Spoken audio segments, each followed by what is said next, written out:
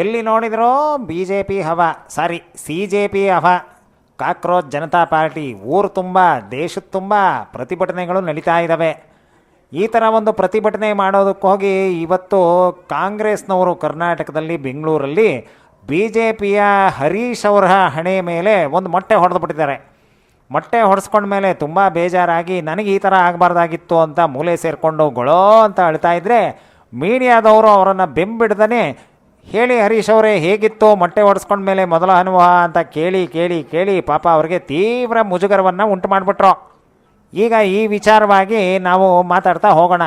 ಈ C J P ಏನಿದೆಯಲ್ಲ, ಈ ಸಿ ಜೆ ಪಿ ಮಾಡ್ತಾ ಇರೋದು ಒಂದಾ ಎರಡಾ ಅಂತ ಬಿ ಜೆ ಪಿಯವರು ಕೈ ಹಿಸ್ಕೊಳ್ತಾ ಇದ್ದರೆ ಕಾಂಗ್ರೆಸ್ನವರು ಸಿಕ್ಕಿದ್ದೇ ಚಾನ್ಸು ಅಂತ ಬಿ ಜೆ ಪಿ ಮೇಲೆ ಹರಿಹಾಯೋದಕ್ಕೆ ಸಿ ಜೆ ಪಿ ಜೊತೆ ಕೈ ಜೋಡಿಸ್ಬಿಟ್ಟಿದ್ದಾರೆ.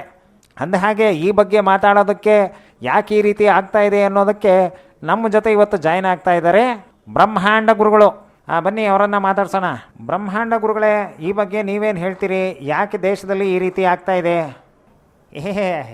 ಹಾಗೇನಿಲ್ಲ ನೋಡಿ, ವಿಶೇಷವಾಗಿ ಯಾಕೆ ಈ ರೀತಿ ಆಗ್ತಾ ಇದೆ ಅಂತಂದರೆ ಅದಕ್ಕೊಂದು ಕಾರಣ ಇದೆ.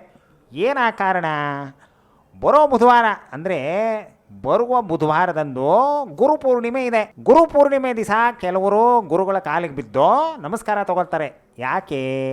ನಮ್ಮ ಜೀವನ ಚೆನ್ನಾಗಿರಲಿ ಅಂತ. ಆದರೆ ಕೆಲವರು ಗುರುವಿಗೆ ತಿರುಮಂತ್ರ ಹಾಕ್ತಾರೆ. ಅರ್ಥ ಆಗ್ತಾ ಇದೆಯಲ್ಲ ನಾನು ಏನು ಹೇಳ್ತಾ ಇದ್ದೀನಿ ಅಂತ? ಗುರುವಿಗೆ ತಿರುಮಂತ್ರ ಹಾಕ್ತಾರೆ. ಆ ರೀತಿ ಬಿ ಜೆ ಪಿಗೆ ಸಿ ಜೆ ಪಿ ತಿರುಮಂತ್ರ ಹಾಕ್ತಾ ಇದೆ ಅನ್ನೋದು ನನ್ನ ಅಭಿಪ್ರಾಯ. ಏನಂತೀರಿ? ಆಹಾ ಎಷ್ಟು ಚೆನ್ನಾಗಿ ಹೇಳಿದ್ರಿ ಗುರುಗಳೇ, ಭಾಳ ಚೆನ್ನಾಗಿ ಹೇಳಿದ್ರಿ. ಅಂದಹಾಗೆ ಮೈಸೂರಲ್ಲಿ ಕೂಡ ಇಲ್ಲೊಬ್ಬ ಹುಡುಗ ತರಲೆ ಥರ ಆಡ್ತಾ ಇದ್ದಾನೆ ನೋಡಿ. ಇಲ್ಲಿ ತೋರಿಸ್ತಾ ಇದ್ದೀನಲ್ಲ ನಿಮ್ಮ ಮುಂದೆ ಈ ಥರ. ಇದಕ್ಕೇನು ಕಾರಣ ಇರ್ಬೋದು ನೋಡಿ? ಯಾವನೋ ಮುಂಡೆ ಮಗ ಕುಡಿದ್ಬಿಟ್ಟು ರೋಡಲ್ಲಿ ಯಾವ ರೀತಿ ಅವನು ಆಡ್ತಾ ಇದ್ದಾನೆ ಅಂತ ಇಂಥವ್ರಿಗೆಲ್ಲ ಕರ್ಕೊಂಡೋಗಿ ಸುನ್ನಿ ಮಾಡಿಬಿಡ್ಬೇಕು ಕಣ್ರಿ. ಅದಿರಲಿ, ಇವನ ಮೇಲೆ ಯಾವುದೋ ಒಂದು ಕುಡಿತದ ಗುರುವಿನ ಪ್ರೇತಾತ್ಮ ಬಂದಿರ್ಬೋದು ಅನ್ನೋದು ನನ್ನ ಅನಿಸಿಕೆ. ಈ ಕುಡಿದು ಸತ್ತೋಗಿರ್ತಾರಲ್ಲ, ಅದೇ ಸಿಕ್ಕಾಪಟ್ಟೆ ಆಲ್ಕೋಹಾಲ್ ಕುಡಿದು ಸತ್ತೋದವರು ದೆವ್ವಗಳಾದಾಗ ಈ ರೀತಿ ಬರ್ತಾರೆ. ಆ ಥರ ಆಗಿರ್ಬೋದು ಅಂತ ನನ್ನ ಅನಿಸಿಕೆ.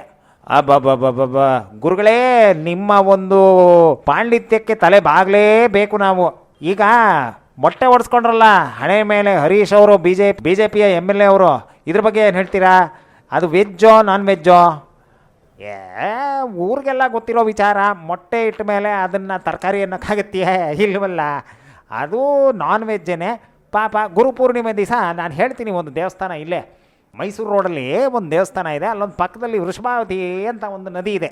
ಆ ನದಿಗೆ ಹೋಗಿ ಸ್ನಾನ ಮಾಡಿ ಬಂದರೆ ಪಾಪಗಳೆಲ್ಲ ಕರ್ಮಗಳೆಲ್ಲ ತೀರು ಹೋಗ್ತವೆ. ಹಿಂದೆ ತುಂಬ ಜನ ಇಲ್ಲಿ ಈ ಥರ ಮಾಡಿದರು. ಎಂಥ ಮಾತು ಹೇಳಿದ್ರಿ ಗುರುಗಳೇ, ನಮಸ್ಕಾರ. ಗೊತ್ತಾಯ್ತಲ್ಲ, ಇವತ್ತಿನ ವಿನೋದ ವಾರ್ತೆ ಇಷ್ಟೇ.